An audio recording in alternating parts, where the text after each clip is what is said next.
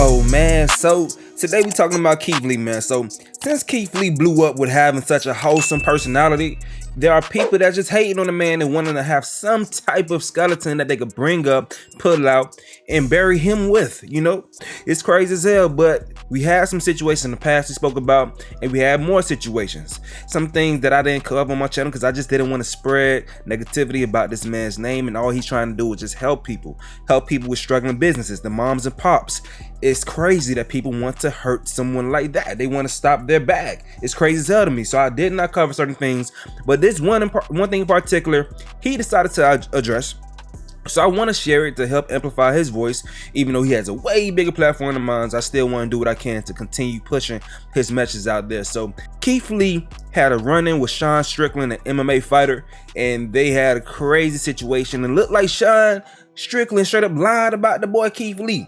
So Keith decided he had to come and spread the true news, and also got witnesses that was there to say, yeah, the dude was lying. I don't even know why you lied. Check this out. We'll come back with some light commentary. I received a week straight of false allegations, negative comments, and negative backlash for something that I didn't do.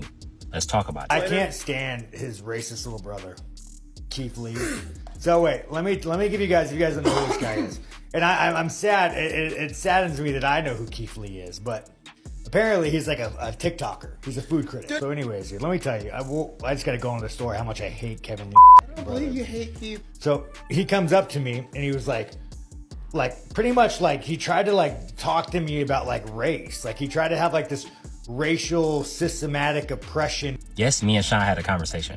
No, this conversation didn't go anything how he depicted it. Strickland is an MMA fighter who is known for saying divisive things. We had disagreements prior to the situation, but nothing that couldn't have been settled with a conversation. So at the point of this conversation, we were gym partners. I walked up to him and two people who I consider friends having a conversation after practice. I joined the conversation, and the conversation happened to be already on race. In the beginning of this conversation, it was not only intelligent, but it was productive. One thing led to another, and Sean said this. And anytime you're talking to somebody racist, and I know this because I used to be a little racist. Anytime you're talking to someone racist and you want to like really piss them off, you just got to talk about the sex of whatever, the race of whatever they are. So I'm like, yo, Lee, I'm not racist. I black woman than you have, bro. How am I racist? And I'm like, bro, just relax, dude. I know you got a little white woman at home, right? And I'm just like, I'm just kind of poking him, but I'm doing it funny. I never found the humor in any of those comments. He then spun my words into saying what he said I said.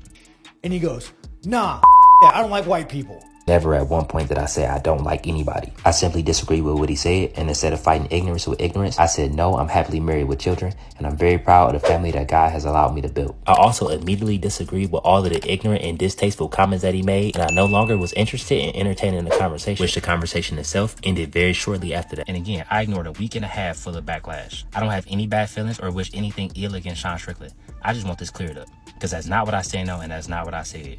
The only reason I'm responding to this at all is because it's spinning into a narrative that's completely false. I've debated a week straight on whether I should respond to this or not, or give this any kind of attention. But it has not only begun to affect me, but my family financially and mentally. I've blocked over 1,000 people and deleted thousands of comments that were degrading me and coming at my personal character. But false things like this are not only detrimental to me, but also can potentially deter potential brands that would like to reach out to me and my family. On top of deterring people who have no idea who I am and are just discovering me for the first time, want to join our community. And it's unfair to me and my family to miss out on opportunities that can change our lives based on lies. It was on 6 different videos that was completely unrelated, and it was a head search. On top of that, this goes completely against what I stand on as a person. My actions speak louder than my words, and I've been blessed enough to be in a position to be a marketing platform for business and business owners of all races. Sean claimed to have 2 witnesses of me saying this. I called both of those witnesses today, and we had a conversation. I told both of them that I was recording, and I will post it. For that conversation that I had with Strickland.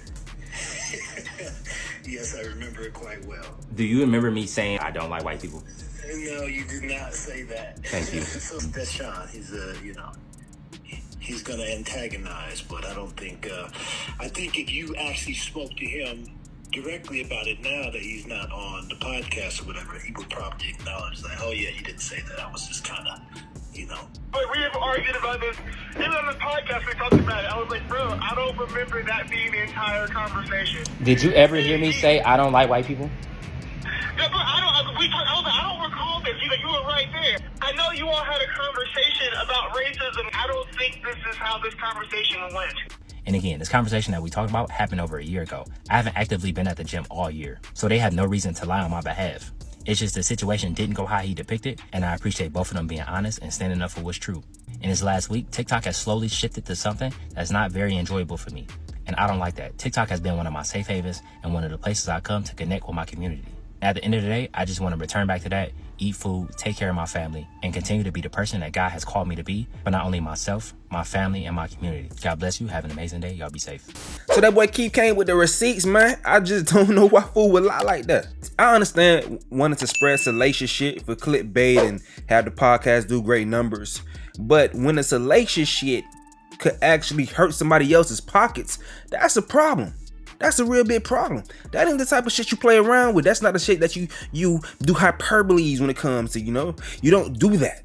That's fucked up on Sean Strickland part. It ain't something that should just be swept under the rug. The people that's close to him, that's cool with him, they should check him on that shit. Especially, and it's crazy how some people were taking his word as bond. We all know the reason why. You know, we know why people were believing him. We know.